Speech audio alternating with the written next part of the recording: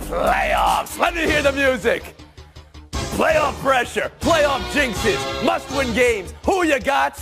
And whoever doesn't win this week might need a Sean McVay-like coach to get them over the top. That includes the Rams. Ryan Yates, Spade Kimes, let's go around the heart.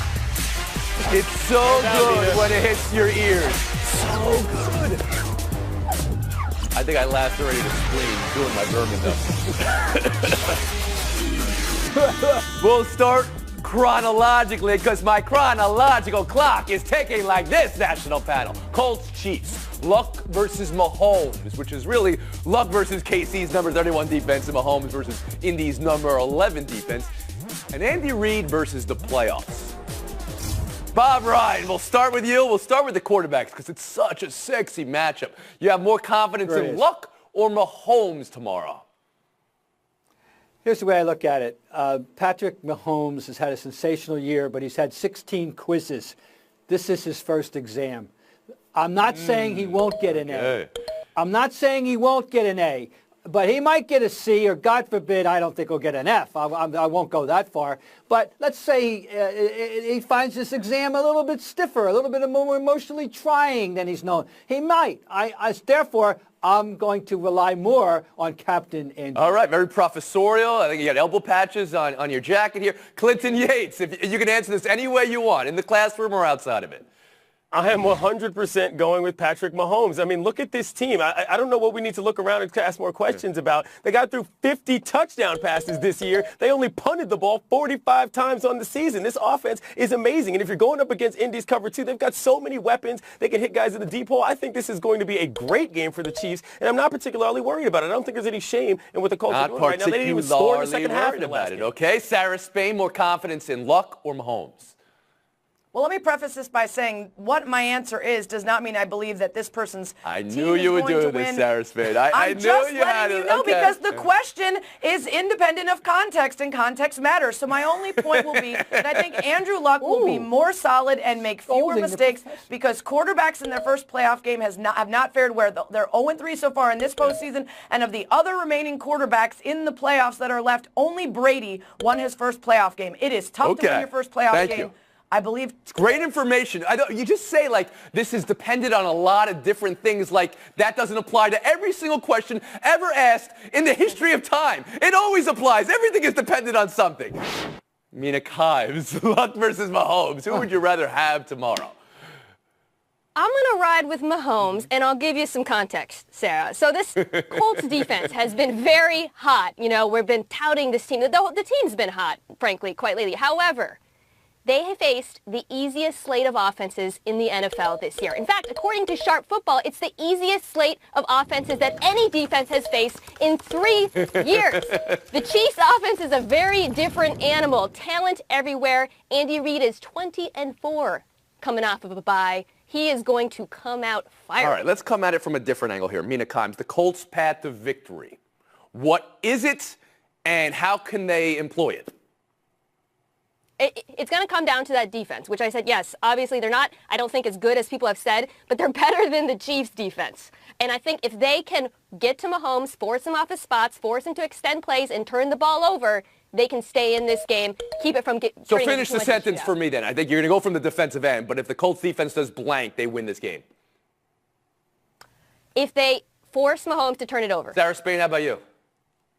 Yeah, so here's the context I'm looking for, and Mina's answer was actually my answer to the larger question, which is the Colts have only faced one top 10 offense this year, and it was the Patriots who put up 30-plus points on them. The Chiefs, on the other hand, have faced 8 of the top 10 defenses, and every time have scored an average of 32-plus. So the point is that you can look at these things independent of each other and separately, but the context comes when you put them together. And so in order for the Colts to win, they have to play above and beyond what they've already done, and they have to hold the Chiefs to less than what they've done against other successful defenses and pressure Mahomes, make him make those rookie mistakes. Clinton Yates, can you specifically answer the question, the Colts' path to victory is blank? Yes. The Colts need to get the ball down the field faster than they usually do. Andrew Luck's depth of target is like lower third in the league. He doesn't get the ball. It's a lot of dink and dunk stuff, but they don't have time to do that against a Chiefs offense that's probably going to score a lot more. They do everything out of that max protect when they take deep shots. They need to make sure that they get their weapons down the field early and don't waste a lot of time trying to set everything up. They didn't even score in the second half last Though game. you'd agree, one thing this offense has going for it is that T.Y. Hilton's one of the best in the league yards after the catch. Bob Ryan.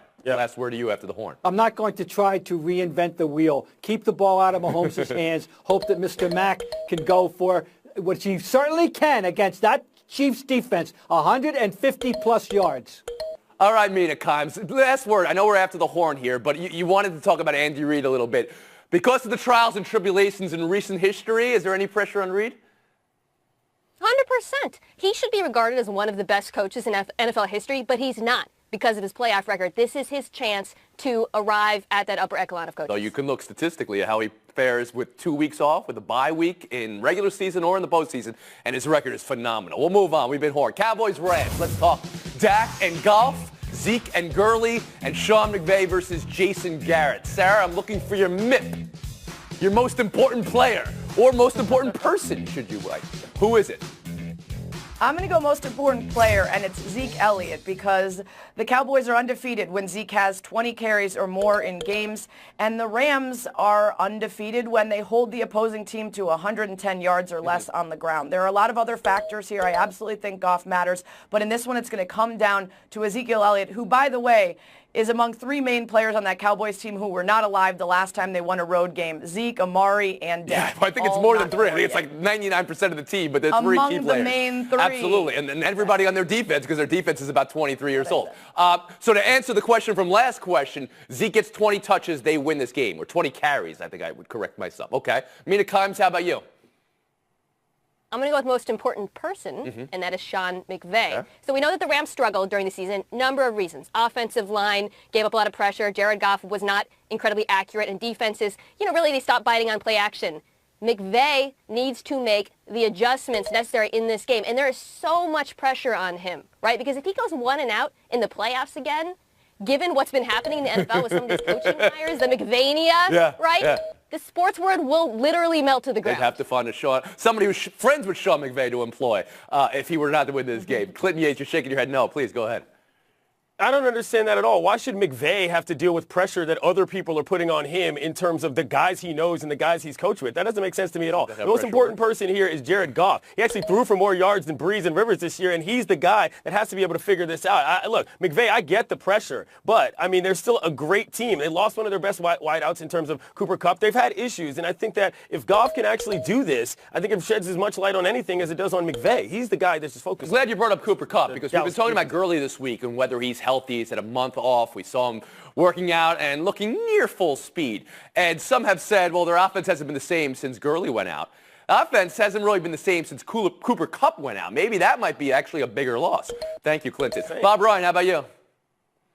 Goff definitely is a key here, because he was certainly transcendent the first half of the season, had a bit of a relapse, and then he came back with 4 touchdown passes the last time we saw him. But I'm telling you, we all know Gurley's got to be up to par, or else they're not going to be able to win this game. What do you have in this game, Bob?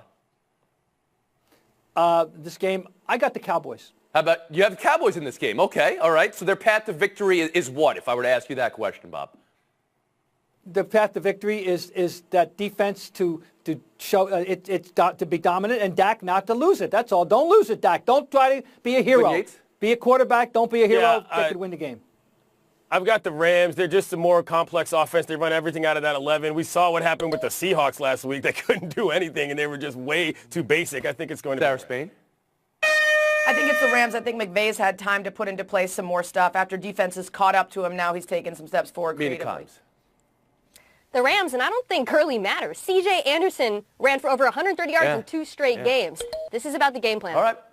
We've been horned. We'll get to Sunday's games and buy or sell right now. One more headline from the NFL this week, which is it's almost bizarre. It's almost history repeating itself after Le'Veon Bell last year. Antonio Brown versus the Steelers. It's not a playoff game, but it's a loser leaves town match. Art Rooney saying he won't cut him, but everything else is on the table, and it's hard to envision him in camp. And Brown's tweet here, anybody get what that's about? Maybe he wants a tuxedo match. I don't know. Clinton, what do you do if you're the Steelers? I think if you're the Steelers, you have to try to make this better. I know it sounds like a ridiculous option, but if you trade him, you're taking a major hit in terms of the salary cap implications, although it's not as bad as some people think. But also, this is the Steelers. They have larger issues in terms of that team rather than just AB. The quarterback situation is a question. People have questioned what's going on with Mike Tomlin leading that locker room. I think if you're the Steelers and you're the franchise in the NFL that you think of yourself, you try to work this out before you just get rid of a guy and cut him. You don't think the salary cap is that big? And you said that, Moneybags. And I saw Mina Kimes' face really blow out of the plasma. So, Mina, the floor is yours. You save money. It would be absolutely disastrous from a financial perspective because of the way contract was structured, so much in signing bonus that would hit the cap and dead money if they traded him, over $20 million, depending on when they do it. Awful for the franchise. And I think they might do it because of the situation they're in and also because of what they went through with Le'Veon Bell, right? They waited too long. They weren't able to extract any value from a trade. I don't think that they want that to happen again with Antonio Brown. Clint, you come at the Queen, you best not miss when you're going after the cap here. Would you like to apologize? You save $15 million actual dollars in that trade situation. And considering the fact that they can't get, you can't get equal value anyway, you have to do that. Maybe we're a little in the weeds here with the money. Let's go to Bob Ryan here. What would you do if you were the Steelers at this moment? Well, I personally am confused that a guy at the talent of this magnitude that it's come to this. We all know how good he is. I guess you wait for the first guy that says I'll give you 3 number ones or something like that, some crazy deal. That's all. Sarah Spade. I don't know. That's the best you can do. And it's going to have to be crazy, right? Because we've seen the kind of money a guy like Amari Cooper can get a first round. You've got a sure Hall of Famer here. I think Clinton's approach is correct. The problem is it doesn't seem like this is fixable. And if you do what you did, like Mina said, with Le'Veon Bell and you end up with nothing, and this person, just like Le'Veon Bell, is determined enough not to make it work there that he makes everything worse, and you don't get anything out of it, to me, unfortunately, it's unfathomable that they lose those 2 guys in the span of 2 seasons. It is. But they Absolutely. have to find somebody to come back. If you would ask anybody, observer of football or someone like Mina Kimes who studies the game and breaks down film as much as she does, what the best 3 was in the NFL, Roethlisberger, Bell, and Brown, and now what might the Steelers have to show for it week 1 of next year? One of the 3? Maybe? Taking a break right here. We're breaking down the other games in Buy or Sell next. Stick around. Coming to you from the Heineken River Deck at Pier 17. Bonus points available for the taking. NBA trivia. All right, you ready? Record for highest scoring game of all time. What do you got? Anybody? Woody's Nuggets, maybe? Woody's Nuggets, you're half right. It's the Nuggets and the Pistons, 1983. They had a combined 370 points. The final score was 186-184 in 3 overtimes. We're not there yet, but we're trending in that direction. Last night, Spurs, Thunder, 21st highest scoring game in NBA history, 154, 147 in 2 overtimes. The final box score looked like our hangover filter that we go to here. So, Mina, what are you buying and what are you selling from last night? I'm going to leave the points and focus on Russell Westbrook's career-high 24 assists because I think that tells us an interesting story about him and how much he's evolved as a player. For so long, the narrative was, oh, Russell Westbrook, bad teammate, he's a ball hog. He facilitated 2/3 of his team's made shots last night. Clearly, he's helping them win in different ways this year, and I think it's really helped the team. Sarah, what are you buying from the Scorepalooza? Yeah, that's exactly what I was buying. 24 assists for Westbrook, not just because it does reflect his willingness to try to facilitate those and trust his teammates, but more so because they still lost. And if you're Russ, you're thinking to yourself, I'm doing what they're asking, I'm doing what they're telling me to, and it's still not working. I'm buying the amount of buckets these 2 teams managed to make, 114 combined field goals. Are you kidding me? This is the NBA at about as high a productivity level as you can get. This is a great one to watch. So 114 is your number, and you thought it was a great game. Great take. And how about you, Bob Ryan? As you know, I'm no fan of any shot counting as 3 points, but I will admit it's hardly a layup, and I am impressed when a team makes 14 in a row and 16 out of 19. Whoa! Which doesn't mean it should count as 3. So you're all for the doesn't mean it should count as 3, but anybody that can do that, I'm pretty impressed. I'm impressed that you're impressed, and that is a 3-point answer. Back to the NFL. Chargers, Patriots. Of the 4 games this weekend, New England is the smallest favorite. How bizarre is that in January at home? Bob, what are you buying? What are you selling in this one? Well, I'm buying that a team that lost 5 games to teams that aren't in the playoffs is not a vintage Patriots team. But I am also buying. I'll tell you a guy to watch, Gronkowski. This is conceivably his last go-round, and he's going to go out fighting hard. I think he's going to play very well. Combs, what to buy, what to sell?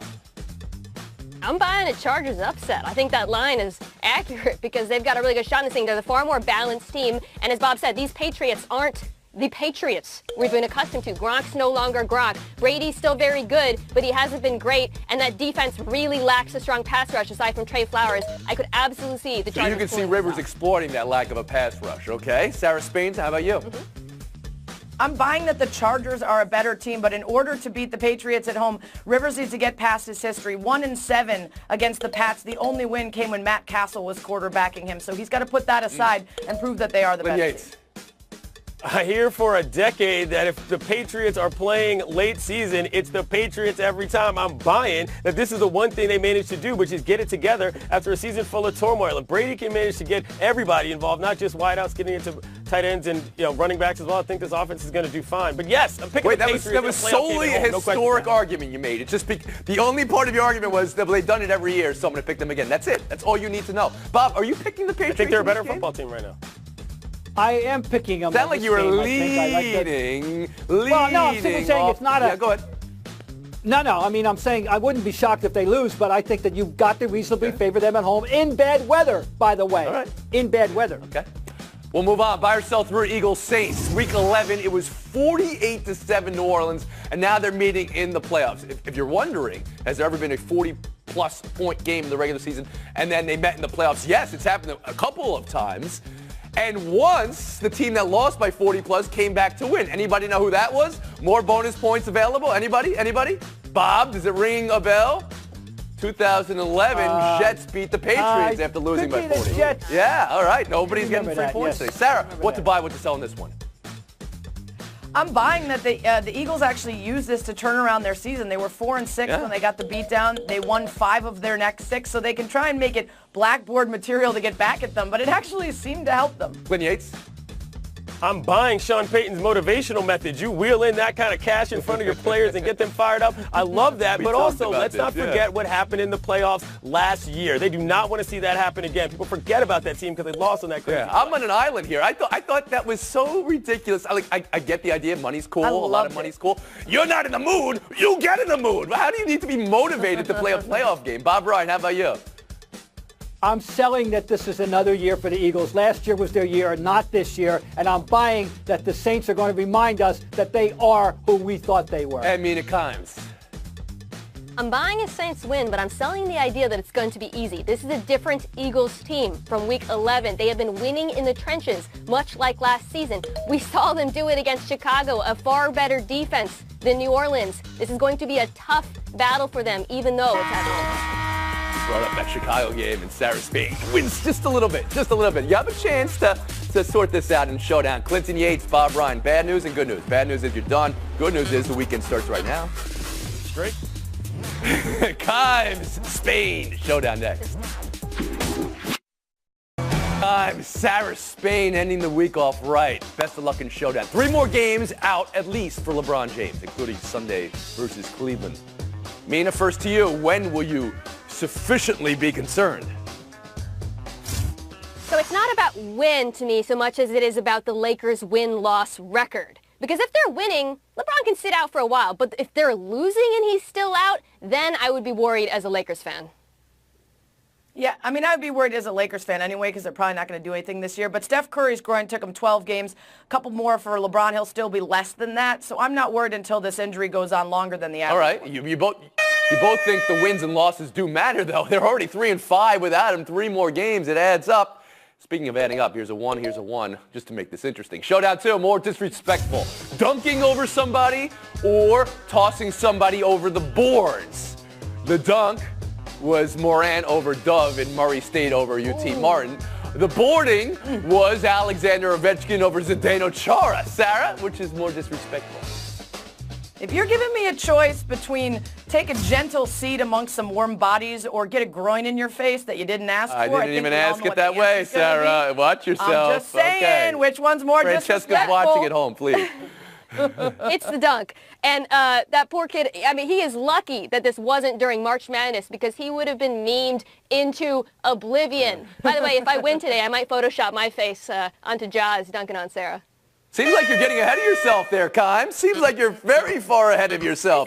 Sarah made us PG-13, but she's got 30 seconds of FaceTime. Who's getting memed now, baby? We've all been talking about Alabama basketball player Mary Davenport, and the reason we have is because common sense has not yet prevailed in terms of a player who got an errant check from USA Basketball that she then eventually returned when she realized she wasn't supposed to. Thankfully, a judge has stepped in with an emergency motion. She will be able to play tonight and for her senior season in high school, which is the way it always should have gone, and it took too long. But the reason we're talking about it is because too often the letter of the law instead of the intent or common sense takes precedent. And I'm glad we all got behind her because I think the public cry for her is part of the reason that this Absolutely, Sarah.